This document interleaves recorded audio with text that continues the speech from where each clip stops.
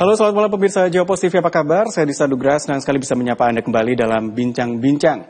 Anda warga Surabaya Raya atau bahkan mungkin yang berada di luar Surabaya Raya dan pernah datang ke kawasan Tunjungan di Surabaya, tentu bisa merasakan bagaimana ramainya Tunjungan terutama di malam hari.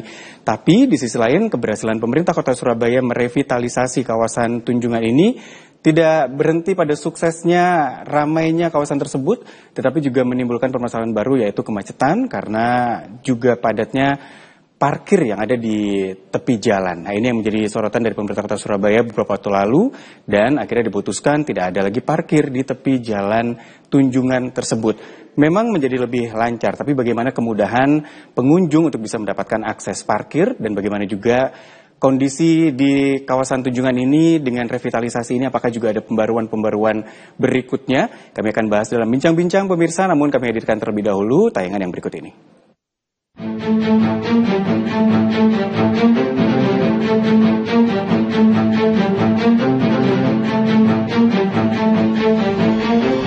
Kerap memicu kemacetan, pemerintah Kota Surabaya lakukan penataan parkir di sepanjang Jalan Tunjungan agar arus lalu lintas di kawasan tersebut lebih lancar dan nyaman.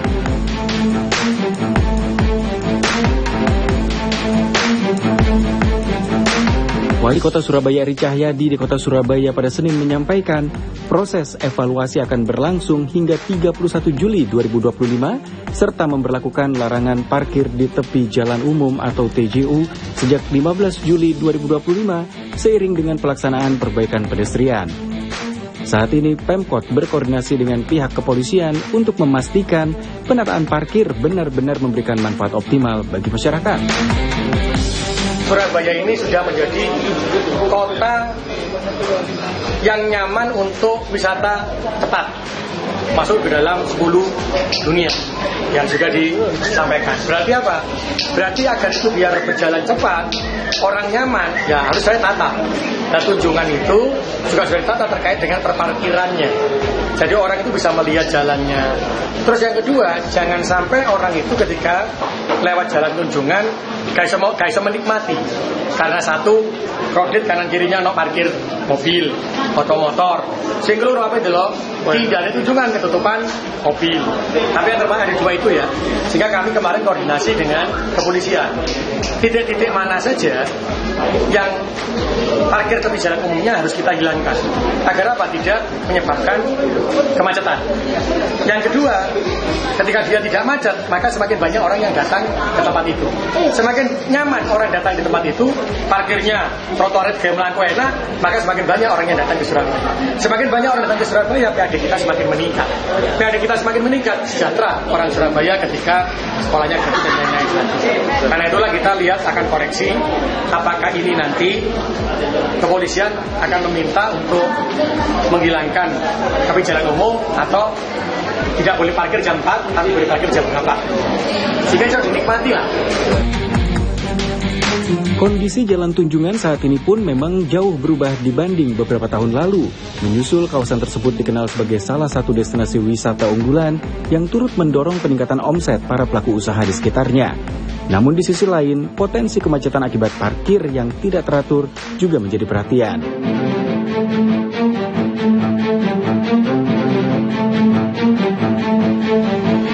Saat ini Pemkot Surabaya juga tengah menjajaki kerjasama dengan beberapa pihak untuk menambah kapasitas parkir di kawasan Jalan Tanjung Anom.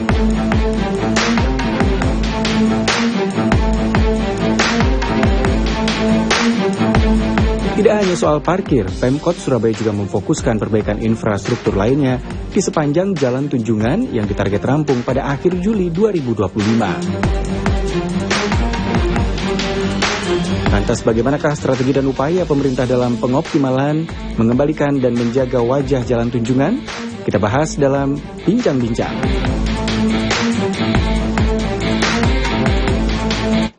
Ya, tonjolkan kembali wajah Tunjungan. Memang kalau kita menikmati jalan Tunjungan itu adalah koridor jalan tersebut yang menjadi selling point-nya. Nah, untuk membahas topik ini, pemirsa, tentu saya tidak sendiri di studio. Kami sudah bersama dengan narasumber yang sudah hadir di sini. Saya ingin sapa terlebih dahulu. Ada Bapak Ahmad Nurjayanto, anggota Komisi C DPRD Kota Surabaya. Pak Ahmad, selamat malam. Assalamualaikum, selamat malam, Mas. Waalaikumsalam warahmatullahi wabarakatuh. Terima kasih sudah hadir. Di sebelahnya ada Ibu Jen Tarore, Kepala UPT Parkir di Subkota Surabaya. Bu Jen, selamat malam. Selamat malam. Ini yang lagi fokus menata parkir di Tunjungan, Bu Jen, ya? Yes, ya. Lalu juga ditemani oleh Pak Rudi Putu sebagai pakar tata kota ITS. Pak Rudi, selamat malam. Selamat malam. Terima kasih Pak Rudi juga hadir di bincang-bincang kali ini. Pemirsa, kami tentunya akan bahas lebih detail lagi terkait dengan upaya pemerintah Kota Surabaya menonjolkan kembali wajah Tunjungan dengan menata kembali parkir di kawasan tersebut. Usai jeda kami kembali.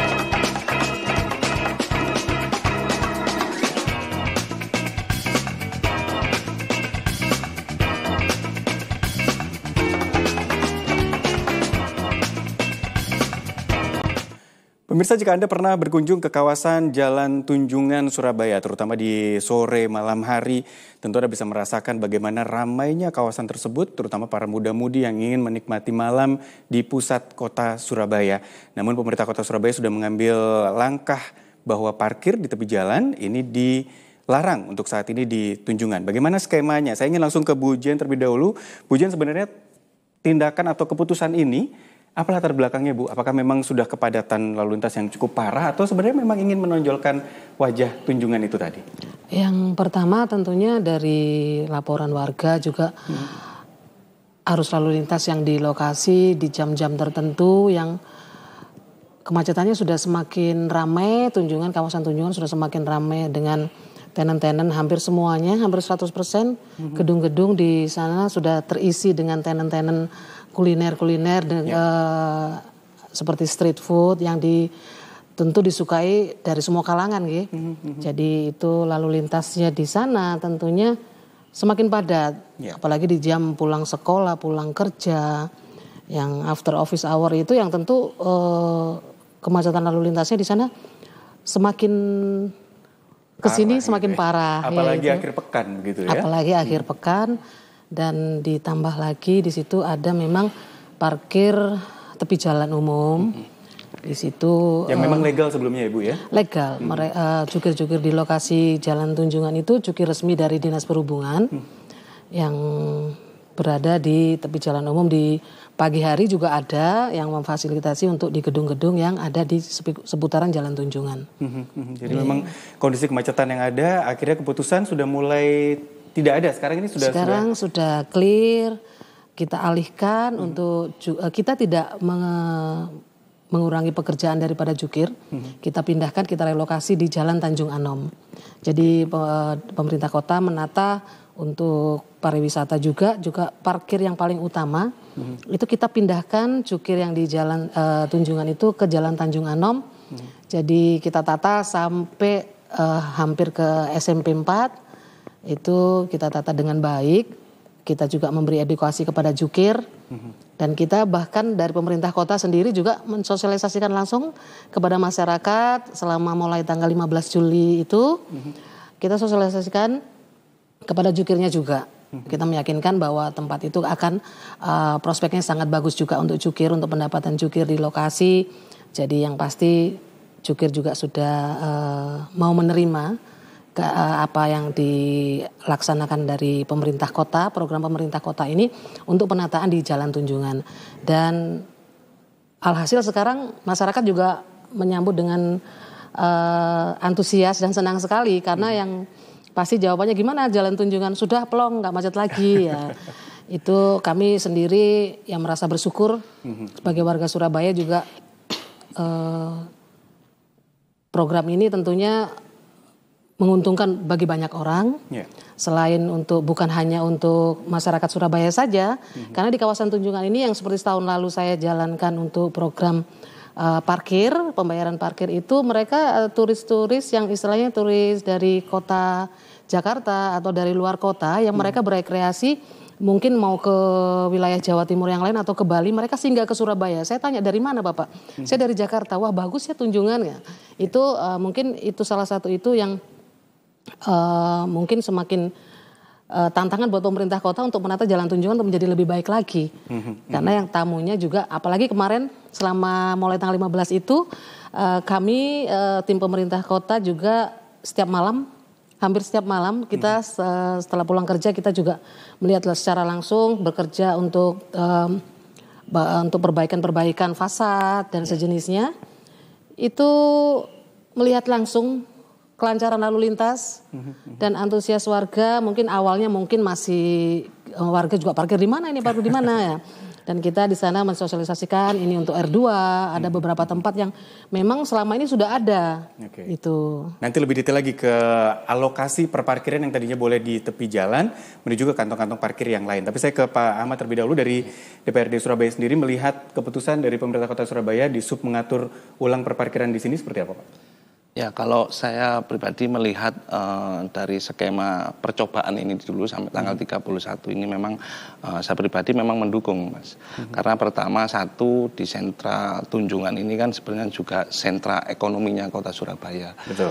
Yang awalnya memang ditempatkan di situ. Jadi sentra ekonomi, sentra pemerintahan, ini kan di Jalan Tunjungan semua. Jadi aktivitas warga untuk di sekitaran Jalan Tunjungan ini tentunya sangat padat. Dengan adanya parkir tepi jalan ini tentunya sedikit banyak mengganggu mobilitas daripada warga yang akan melakukan kegiatan baik itu di sektor ekonomi maupun pemerintahan.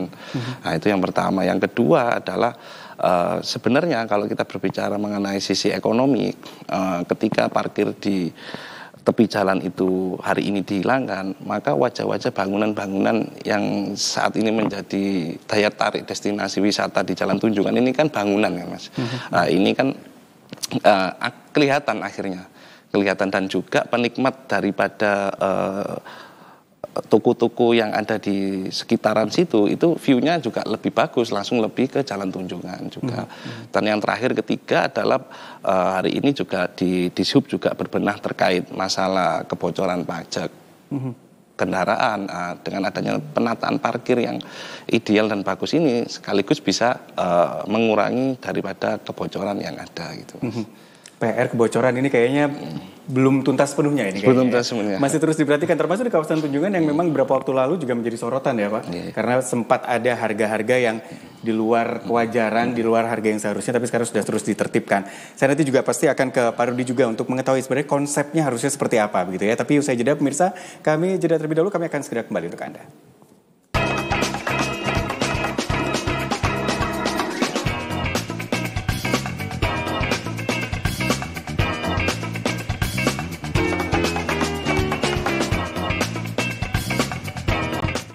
Dulu bertahun-tahun yang lalu pemirsa memang kawasan Jalan Tunjungan ini memang sudah terkenal dengan melaku-melaku dan tunjungan. Tapi kita harus akui bahwa sempat ada kondisi di mana Jalan Tunjungan ini seolah menjadi sepi dan senyap di malam hari ketika jam perkantoran ini sudah usai.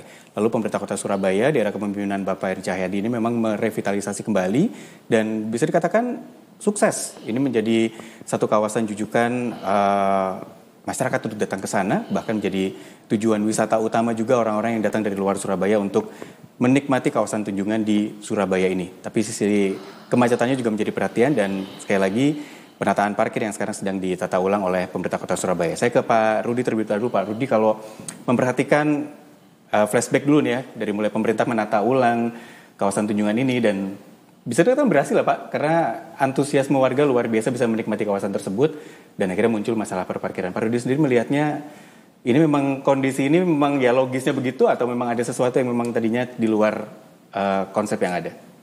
Ya begitu Pemkot atau Wali Kota menciptakan kreasi baru, spot baru sebagai spot yang meningkatkan nilai ekonomi kawasan ya. Jadi dengan mengoperasikan ruang itu mungkin 80% supaya hidup gitu ya dari 24 jam, maka risikonya adalah ya dari satu sisi mengembangkan dengan tema wisata heritage begitu. Tapi di satu sisi mestinya memikirnya satu paket. Begitu diciptakan, didorong, maka implikasinya pasti parkir salah satunya. Begitu kan. Kemudian ada PKL di mana? PKL di pedestrian W-nya begitu. Tapi soal parkir ini mestinya tidak hanya Surabaya, itu beberapa daerah lain misalnya menciptakan kawasan baru dengan metode revitalisasi.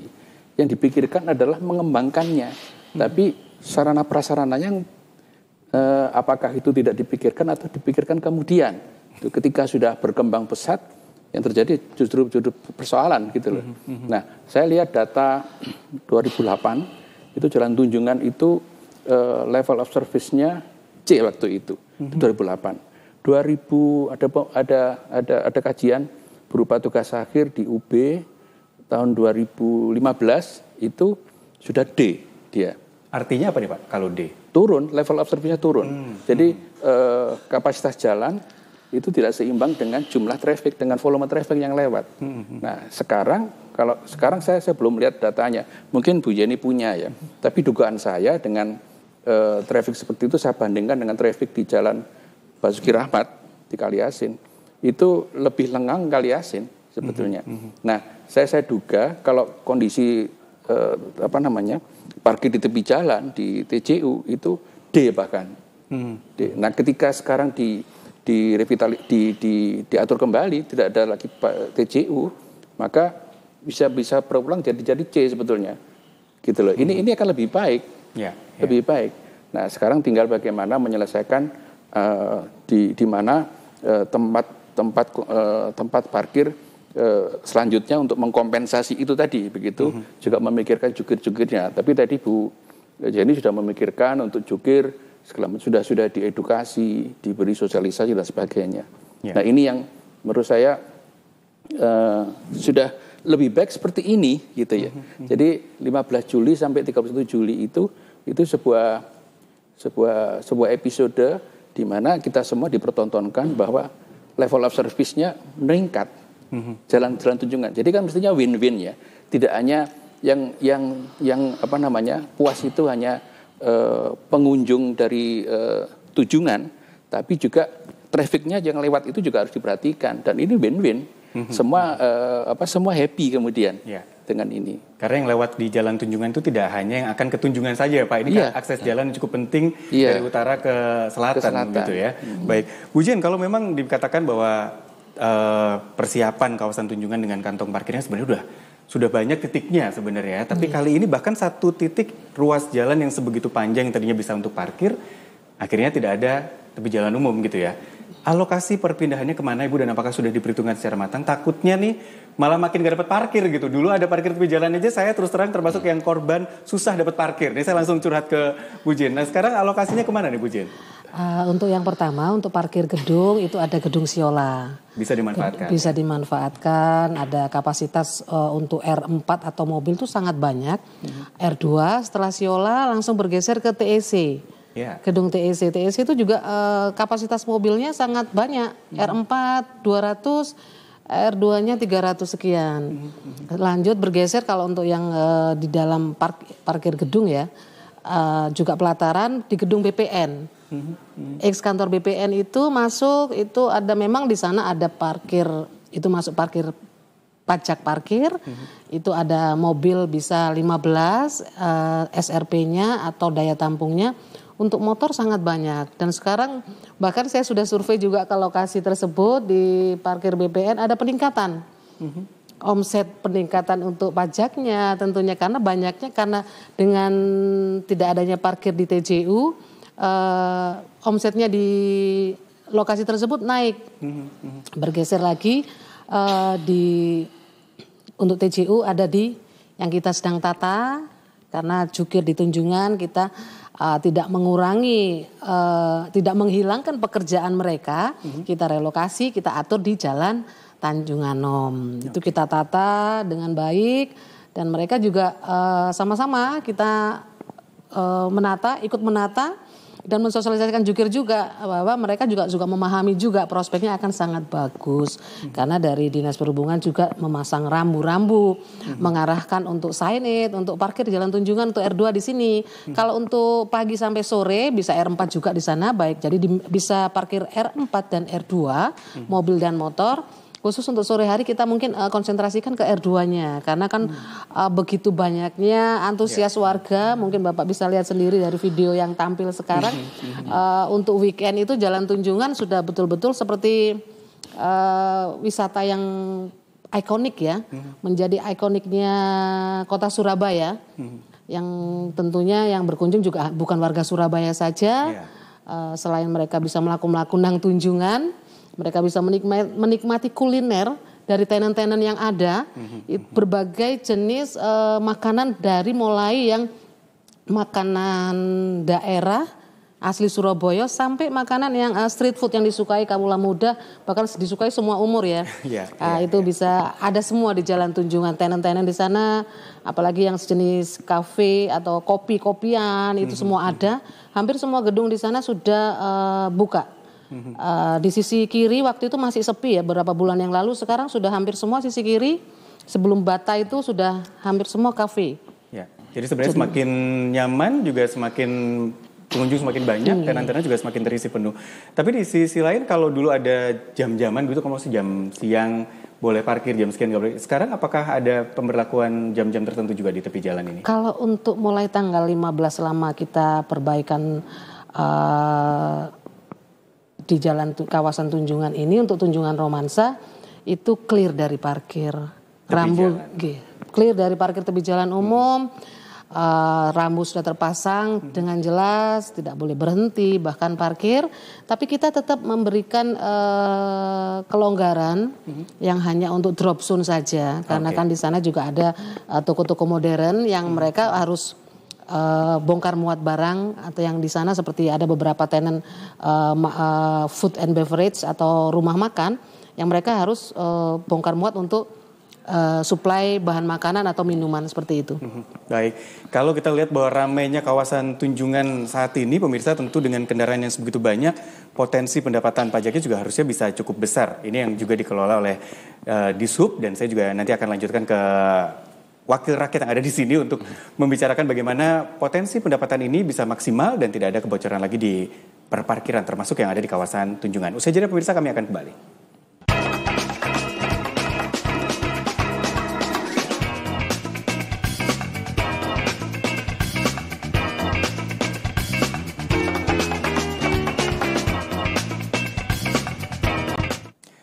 Kembali di Bincang-Bincang, pemirsa, kami masih membahas terkait dengan tonjolkan wajah Tunjungan. Kali ini Pemkot larang parkir tepi jalan. Dan saya masih bersama dengan Pak Ahmad Nurjayanto, anggota Komisi C DPRD Kota Surabaya, yang langsung aja saya ingin tanya juga terkait dengan potensi nih Pak, dari Tunjungan yang ramai, parkirnya ramai gitu ya, potensi pendapatan untuk Kota Surabaya tentunya juga bisa ditingkatkan di sini. Yang diperhatikan oleh Pak Ahmad gimana nih? Ya, jadi seperti yang disampaikan oleh Bu Jen tadi, bahwasanya beberapa hari ini juga sudah terlihat nyaman, pengunjung semakin nyaman. Itu kan diharapkan toko-toko kan sudah terpenuhi semua tenan-tenan itu. Dan harapannya memang dengan adanya pengaturan parkir yang sudah tertata rapi ini, bangkitan ekonomi itu juga semakin tumbuh. Artinya ketika parkir tadi dikelola dengan baik, maka sebenarnya nggak perlu harus di depan tenan kan. Semakin bagus itu kan memang juga mereka juga sambil jalan. Jadi bisa sambil melihat-lihat tenan-tenan yang ada di sepanjang jalan itu tadi, UMKM yang ada di jalan itu tadi. Terus terkait dengan yang pajak parkir yang ada, kalau di dalam gedung ini kan pajak parkir nggih Mas ya. Tapi kalau yang di tepi jalan umum itu maksudnya retribusi. Ya harapannya butuh sosialisasi yang agak mungkin yang bisa terlihat oleh masyarakat agar nantinya kayak Mas Dista tadi nggak kelewatan parkirnya, ya kan nggak tahu kalau itu lagi. Ya kalau itu ada tempat parkir yang nyaman juga lah. Terus pesan saya ketika dalam gedung itu pengamanan terkait dengan CCTV juga, terus kenyamanan pengunjung ketika malam hari. Nah, ini kan juga harus mungkin dari Dishub juga menyediakan beberapa personil, karena itu kan di gedung yang gedung lama yang mungkin agak gelap dan lain sebagainya, penerangannya ditambah juga. Akhirnya kan masyarakat itu juga semakin aman. Jadi misalnya kayak seperti kehilangan helm dan lain sebagainya itu bisa diminimalisir. Tentunya dengan kenyamanan pengunjung harapannya itu kan akan datang kembali kembali ke sana, walaupun masyarakat itu di sana itu tidak membeli, hanya istilahnya itu refreshing, jalan kaki, foto-foto dan sebagainya, itu kan tetap membayar parkir, dan itu kan tetap masuk kepada pajak parkir ataupun retribusi parkir yang nantinya dampaknya dapat menambah pemasukan asli daerah gitu. Nah, menurut saya ini kan uji coba yang test case awal bagi Dishub untuk memajukan pariwisata di sisi jalan Tunjungan tersebut. Karena apa? Karena memang seperti yang saya sampaikan Bu Jin tadi, bahwasanya memang banyak pengunjung dari luar kota yang datang ke Surabaya, tetapi hari ini harus kita akui itu belum optimal. Karena apa? Belum ada wisatawan yang datang dengan menggunakan armada bus dan sebagainya. Nah, ini kan perlu kita pikirkan ketika kita akan membangun suatu kawasan yang memang nantinya akan dibikin sesuatu yang besar, big project. Nah, tentunya juga infrastrukturnya harus dipersiapkan terlebih dahulu. Misalnya ada wisatawan dari Jakarta, satu rombongan bus, lah itu parkirnya di mana? Lah ini kan harus kita pikirkan jauh-jauh hari. Jangan sampai ketika nanti itu terjadi malah menimbulkan masalah lagi gitu. Dan akhirnya nggak ketunjungan. Nggak ketunjungan, akhirnya kecewa lagi gitu. Baik, saya ke Pak Rudi. Pak Rudi, ketika memang parkir ditata ulang, tadinya masyarakat Indonesia ini kan pengendara kendaraan pribadi ya Pak Rudi. Jadi kalau bisa parkir di depan outlet yang ingin kita tuju, itu semakin baik gitu. Nggak perlu jalan jauh. Tapi ketika ini harus dengan pos-pos tertentu, mungkin harus dengan jalan, takutnya nanti malah malas ketunjungan gitu Pak. Gimana kira-kira? Ya memang perlu diadakan jajak pendapat dulu ya, seperti apa ini. Tapi menurut saya selain kalau melihat karakteristik masyarakat kita yang ingin parkir seaksesibel mungkin dengan tempat destinasi yang mau dia tuju, itu sebetulnya budaya itu harus kita harus kita rubah gitu loh. Jadi kalau seperti itu dibiarkan, maka selamanya hasrat untuk switching kepada transportasi umum menjadi kecil. Nah, ini justru yang di kota-kota besar, kota-kota dunia itu didorong menuju ke transportasi publik sebetulnya. Nah, salah satunya adalah mempersulit dia mendapatkan parkir, mempersulit dia di dalam berkendara di jalan-jalan umum. Seperti misalkan busway, ada 3 lajur, 1 lajur dipakai busway, kan dia semakin sempit kan ruangnya. Itu adalah salah satu disinsentif para pengendara supaya dia switching kepada kendaraan umum. Jadi dibuat sulit, dibuat dia tidak nyaman, itu adalah salah satu cara secara akademik bahwa dia harusnya sadar bahwa dia harus berpindah ke transportasi publik. Tapi sebelumnya harus dibuat nyaman dulu transportasi publik itu. Jadi aksesnya, konektivitasnya, integrasinya, dan kemudian tarifnya juga, sehingga dia merasa nyaman, lalu dia pindah ke transportasi publik. Gitu. Bayangan saya mungkin bahkan orang ketunjungan itu bisa parkir di TIJ, lalu naik kendaraan umum yang terkoneksi dengan baik ya Pak. Karena kalau yang sekarang saya bayangkan, saya parkir di TIJ mau ketunjungan, nggak connect ini pakainya. Connectnya agak terlalu jauh gitu ya. Tapi ini yang juga harusnya bisa dilaksanakan gitu ya. Bukan berarti nggak datang ke tempat wisata tersebut, tapi switching dengan metode yang lain.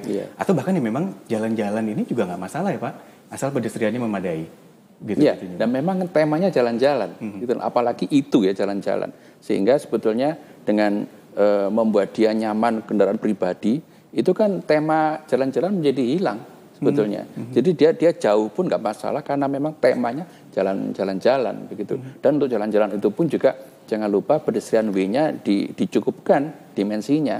Itu kan tidak sama ya. Ada yang 3 meter, 3,5 meter, bahkan ada yang 2 meter begitu. Bervariasi. Ini yang harusnya dibuat lebih nyaman lagi, dan jangan lupa di pedestrian way itu jangan sampai ada extended space, misalkan restoran kemudian dia extend keluar. Ini kan ruang pejalan kaki begitu loh.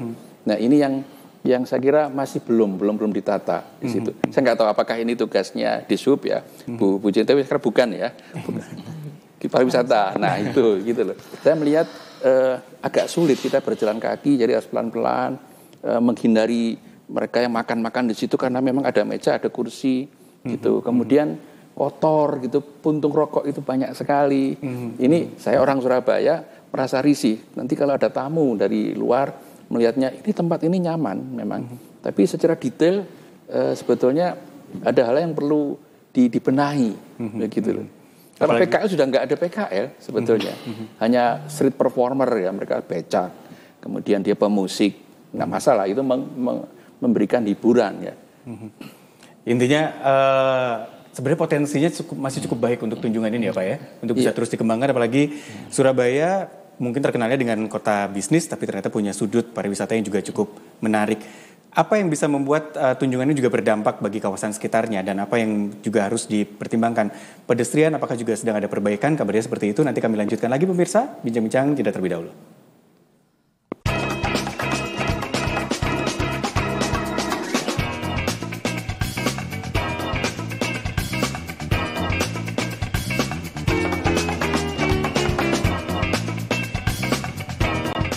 Pemerintah Kota Surabaya, pemirsa, memang terus melakukan revitalisasi beberapa kawasan, termasuk di kawasan Jembatan Merah Surabaya, Kota Lama di sana juga sudah rampung direvitalisasi. Tunjungan pun juga sudah mulai terlihat geliatnya, bahkan tenan-tenan juga sudah mulai terisi penuh. Lalu kawasan-kawasan lain bagaimana? Dan apa dampak dari ramainya Tunjungan ini ke kawasan sekitar? Saya ke Pak Ahmad sendiri. Pak Ahmad, kalau memperhatikan upaya pemerintah Kota Surabaya, Tunjungan bisa dikatakan sukses untuk mendatangkan keramaian, pergerakan ekonomi. Lalu apa dengan dampaknya di sekitar-sekitarnya nih kira-kira gitu? Ya. Jadi sebenarnya kalau kita boleh jujur Mas ya, di kawasan Tunjungan itu kan sebenarnya wisatanya itu kan cuma beberapa ratus meter saja, kiri kanan itu kan. Satu koridor jalan. Satu koridor saja. Perlu kita, kalau saya pribadi memperhatikan, sebenarnya wisata-wisata heritage di Surabaya ini sebenarnya rangkaiannya itu sebenarnya panjang tapi terputus-putus. Contoh kayak Kota Lama dengan Tugu Pahlawan itu kan sebenarnya bisa jadi satu rangkaian, satu kawasan. Tapi kan terputus kan di situ. Terus di Jalan Tunjungan sama Balai Pemuda, alun-alun Taman Apsari, juga Gedung Gerahadi yang biasanya dipakai wisatawan untuk potret-potret di sana, itu terputus. Nah, sebenarnya kalau mau kita tata serius, artinya bangkitan ekonominya bisa tumbuh terus, itu sebenarnya mulai dari Jalan Tunjungan sampai putus di alun-alun Surabaya. Nah, itu kalau bisa dibangun dengan tata kelola yang baik, itu tentu akan menciptakan bangkitan-bangkitan ekonomi. Kalau kita bisa melihat, kalau pangsa pasarnya mungkin di sektor di wilayah tengah itu tadi, misalnya di Jalan Tunjungan itu kan kita bisa survei rata-rata di sana itu memang kan di kalangan usia 40 tahun ke bawah ya. Jadi kan tentu pemerintah kota bisa memberikan destinasi-destinasi yang ikonik tentang anak-anak muda itu. Terus kalau misalnya kita pecah, saya sempat tadi bicara dengan Bu Jen di Jalan Kenari, di tengah-tengahnya itu setelah Hotel Majapahit itu kan sudah free itu kan. Terus ada Jalan Kenari lah, itu kalau misalnya itu bisa disatukan, itu bisa juga jadi alternatif, parkirnya di tengah situ, akhirnya masyarakat bisa ke kiri, ke Gerahadi atau ke Taman Apsari, ke kanan bisa ke Jalan Tunjungan. Ya, mungkin bisa dikasih tempat-tempat duduk yang ikonik dan sebagainya. Itu akan menjadikan wisata jalan-jalan itu melakukan Tunjungan itu dengan konsep yang sebenarnya.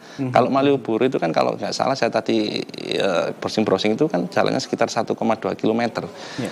Jadi saya tadi kalau pas Tunjungan, Jalan Tunjungan sampai ke alun-alun Surabaya itu ya sama 1,2 km. Tapi kalau kita jalan-jalan di Malioboro itu nggak kerasa kan. Harapannya nantinya alternatif pilihan itu kan hari ini memang pemerintah kota itu biasanya Jalan Tunjungan itu dibelok ke kanan ke Embong Malang. Tapi kan sebenarnya ada destinasi yang lebih dekat yang bisa kita satukan gitu. Harapannya kalau saya pribadi bisa melihat seperti itu, Mas. Oke. Ada Taman Apsari juga di sana yang juga jadi sentral kegiatan atau tongkrongan anak muda Surabaya juga yang sudah legendaris di saya. Tapi kalau Pak Rudi melihat penataan ini gimana Pak Rudi untuk bisa membuat Tunjungan ini juga berdampak ramai ke kawasan-kawasan sekitarnya, misalnya kayak Genteng atau bahkan ke Kalimas misalnya terkoneksi. Ini memungkinkankah? Sangat memungkinkan sebetulnya, dan itu pemikiran yang brilian ya. Karena apa? Ketika Pemkot Surabaya terus mendorong pengembangan lagi kawasan Tunjungan, sebetulnya bisa jadi dampaknya adalah over capacity. Jadi kalau over capacity, kemana kemudian si pengunjung ini? Apakah diberi ruang lain, ruang ekstensi, misal tadi ke mana Taman Apsari, itu saya kira ide bagus juga. Karena mau tidak mau nanti pemerintah terus mendorong kan, dari mungkin Dinas Pariwisata juga mendorong. Nah ini lama-lama kan juga akan over capacity. Ketika over capacity tidak nyaman Tidak nyaman karena pedestrian W-nya tidak pernah diperlebar, tidak pernah diperluas. Begitu loh. Maka salah satu sarannya adalah tadi ide brilian tadi adalah mengintegrasikan dengan beberapa destinasi yang lain yang berdekatan di situ. Berdekatan itu artinya dengan berjalan kaki masih memungkinkan. Kalau tidak ada satu mungkin kendaraan bis yang terbuka di atasnya dan dia bisa kemana kemudian dia keliling terus begitu bis itu menuju ke destinasi yang lain sehingga kemudian ini bisa terpecah tidak hanya berkumpul semua di Tunjungan kemudian kalau malam ya bisa ke mana di sekitar Jembatan Merah. Tapi Jembatan Merah kan malamnya masih belum ya, belum dikembangkan secara masif begitu. Tapi nggak apa-apa, ini naik bis yang kapnya terbuka itu dia bisa ke sana, nanti balik lagi ke sini dan sebagainya. Ada shuttle-nya gitu ya? Berarti. Ada shuttle maksud saya, iya betul. Menarik juga nih sebenarnya kalau apalagi kita juga punya Kalimas di sana, kita juga punya itu sebenarnya area yang nggak terlalu jauh satu sama lain bisa saling mendukung gitu ya Pak ya. Menarik memang pemirsa kalau kita bicara tentang itu, saya mungkin juga menantang Anda yang warga Surabaya untuk menikmati Tunjungan versi sekarang gitu ya. Dan mungkin juga merasakan apa sebenarnya yang kurang. Apakah pedestriannya kurang lebar atau mungkin ada titik-titik yang kurang terang. Nanti saya akan ke Bu Jen kembali. Apa ketika memang ini parkir sudah tidak ada di tepi jalan umum? Apakah ada keperluan-keperluan infrastruktur lain yang harus dibenahi? Koridor-koridor parkir yang mungkin masih terlalu gelap? Saya akan lanjutkan usai jeda pemirsa.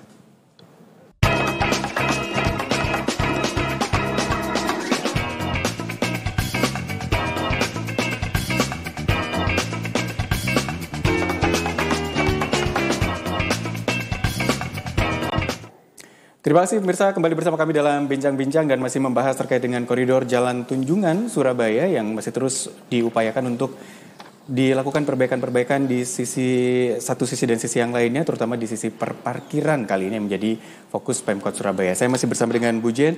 Bu Jen, kalau bicara tentang parkir dengan adanya keputusan baru ini, apakah memang sudah mulai ada perbaikan-perbaikan di sisi lain sebagai penunjang Bu? Karena kalau misalnya contoh Jalan Tanjung Anom misalnya kan, kadang kalau saya mau belok sana kok ini gelap, ini boleh parkir sini apa enggak misalnya gitu, atau arahan-arahan itu fasilitas pendukung untuk mengarahkan pengunjungnya apakah sudah maksimal Bu? Saya rasa sudah maksimal karena mulai awal pelaksanaan mulai tanggal 15 itu Dinas Perhubungan sudah seluruh dari bidang yang ada di Dinas Perhubungan melalui dari PJU-nya untuk penerangan kita sudah atur semua di Jalan Tanjung Anom. Dari bidang lalu lintas juga sudah menyiapkan rambu-rambu bersamaan juga waktu itu langsung bersamaan di hari pertama itu kita sosialisasi kepada jukir, pemindahan jukir, marka untuk pembatasan antara jukir satu dengan jukir yang lainnya. Di sana ada total 12 jukir, berikut juga pembantu jukirnya. Itu mereka juga sudah menyambut dengan antusias karena mungkin melihat programnya pemerintah kota ini progresnya sangat baik seperti yang tampil sekarang yang sudah tertata di Jalan Tanjung Anom. Jukir kita berikan edukasi untuk menata parkirnya dengan baik, berbagi juga dengan jukir-jukir karena semakin ke sana kan mungkin PJP atau pengguna jasa parkir terlalu jauh, tapi kita sosialisasikan parkir resmi di Jalan Tanjung Anom untuk tepi jalan umum sampai di batas apa ini ya Pak ya, yang jembatan itu sebelum SMP 4 itu ada rambu kita sudah pasang, penerangan juga marka-markanya, juga sign it, penunjuknya itu arah panah untuk ke parkir di Tanjung Anom juga sudah disiapkan dan sudah terpasang. Ya.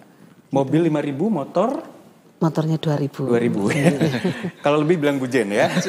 Tapi di sisi lain Bu Jen, ini kabarnya memang sudah dilakukan sejak 15 Juli dan akan dievaluasi sampai di 31 Juli. Ya. Apa yang akan menjadi bahasan penting di 31 Juli nantinya Ibu? Tentunya bahasan pentingnya untuk meneruskan program ini. Dari program mulai tanggal 15 ini ternyata tanggapan masyarakat sangat baik, sangat mendukung sekali untuk Jalan Tunjungan itu steril dari parkir TJU. Dan kami sangat berterima kasih kepada masyarakat Kota Surabaya dan luar Kota Surabaya yang sudah menikmati Jalan Tunjungan yang sudah lancar, yang sudah tidak macet lagi. Tentunya harapan kita bersama dengan aduan-aduan masyarakat juga, komen-komen di media sosial itu sangat mendukung program pemerintah kota dengan tidak adanya parkir tepi jalan umum di Jalan Tunjungan. Harapannya semua ini bisa berlanjut terus nih Bapak. Gitu. Jadi kalau masyarakat mau parkir, ikutin aja arahan dari jukir yang ada. Nanti selesai parkir, membayar, jangan lupa minta tiket ya Bu ya. Siap. Ini kalau ngomongin tentang peluang ini Pak Rudi, di segmen terakhir mungkin ada notes untuk bisa mengembangkan kawasan Tunjungan ini menjadi lebih baik lagi. Pak Rudi, apa yang harus diperhatikan detail setelah parkir memang sudah ditata ulang oleh pemerintah kota? Selanjutnya adalah tadi itu dugaan-dugaan bahwa penataan parkir akan berimbas kepada minat untuk mengunjungi kawasan itu. Saya kira itu perlu dibuktikan ya. Kalau dari saya, dugaan saya bahwa itu tidak akan berpengaruh sebetulnya. Justru orang makin mudah menyeberang dan sebagainya ya.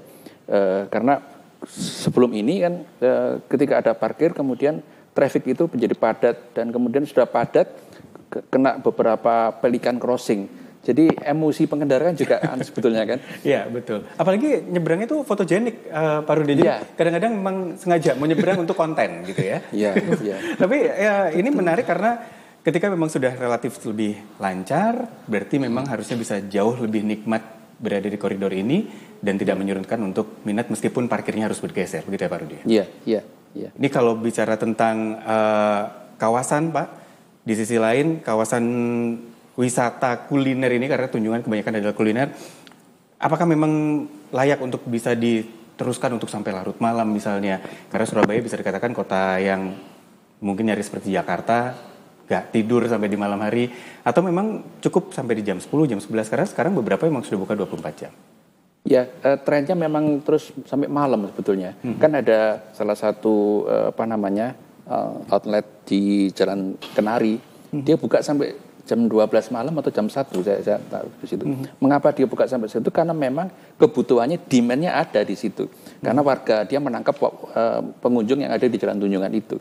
Jadi sebetulnya para tenan itu sudah siap di situ ya. Kemudian tinggal bagaimana kemudian masyarakat itu bisa mendapatkan layanan sampai malam. Jangan sampai kemudian masyarakat berada di situ, tapi layanan-layanan seperti kebersihan, parkir itu tidak ada lagi. Jadi kan liar. Tadi disampaikan oleh Bu Yuli juga ada rencana memang sampai malam. Mall saja sudah sampai jam 10. Begitu kan. Jadi biasanya bubar mall nongkrong lagi di Tunjungan. Iya. Jadi harus dilihat potensi ini dan harus difasilitasi juga berarti ya Pak Rudi ya. Supaya tetap juga dengan keamanan dan kenyamanannya. Terakhir ke Pak Ahmad, menengahi antara kebutuhan warga untuk datang ke tempat-tempat yang bisa menyenangkan, rekreasi, healing di tengah kota, tapi di sisi lain juga menjadi potensi untuk pendapatan dari pemerintah kota Surabaya. Apa yang harus menjadi perhatian supaya ini menjadi potensi yang maksimal gitu dampaknya? Ya, pertama kalau ini terkait parkir, nah ini kan satu kan yang sering dikeluhkan masyarakat itu kan satu, parkir itu dari segi keamanan.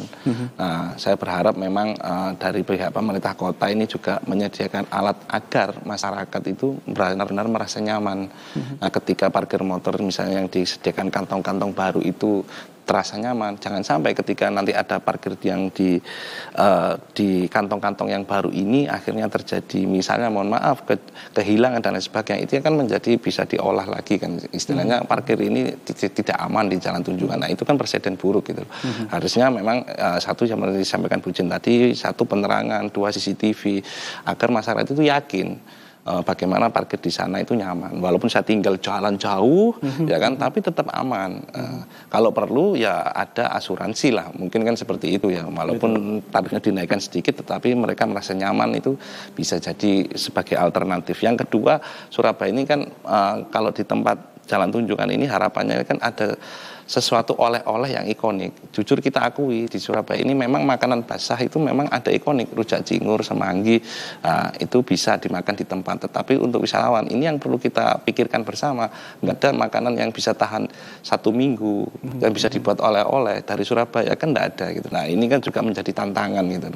Nah, harapan saya di spot-spot yang modern tadi juga menyediakan, misalnya kalau nyari makanan yang semanggi di Surabaya itu di mana, nyari rujak cingur itu ada juga spot-spot di situ. gitu. Dan juga oleh-oleh souvenir yang memang mudah didapat dengan mudah gitu. Karena kalau di sepanjang jalan itu kayaknya sih belum ada ya kan jalan nggak tahu kalau masuk yang di Siolanya dan sebagainya itu. Harapannya kan terlihat di setiap kita jalan ada yang jual ikoniknya Surabaya, gambar apa atau apa yang bisa jadi ikon dari Surabaya gitu Mas. Betul. Jadi sekali lagi ketika masyarakat datang ke Tunjungan dengan sistem parkir yang baru sekarang, mungkin kita harus meninggalkan kendaraan dan berjalan jauh untuk menuju ke tempat yang kita akan datangi. Di sisi lain itu berarti harus trust keamanan, harus benar-benar dijaga. Bu Jen mungkin juga hatinya nggak pernah mati untuk memantau gitu ya Bu Jen ya. Ini menjadi PR juga untuk bisa membuat pengunjung tetap datang ke Tunjungan nyaman dan benar-benar kita berjalan kaki menikmati koridor kawasan jalan Tunjungan Surabaya tersebut. Terima kasih Pak Ahmad sudah berdiskusi bersama kami dari Komisi C DPRD Kota Surabaya. Bu Jen terima kasih. Pak Rudi juga terima kasih untuk ulasannya.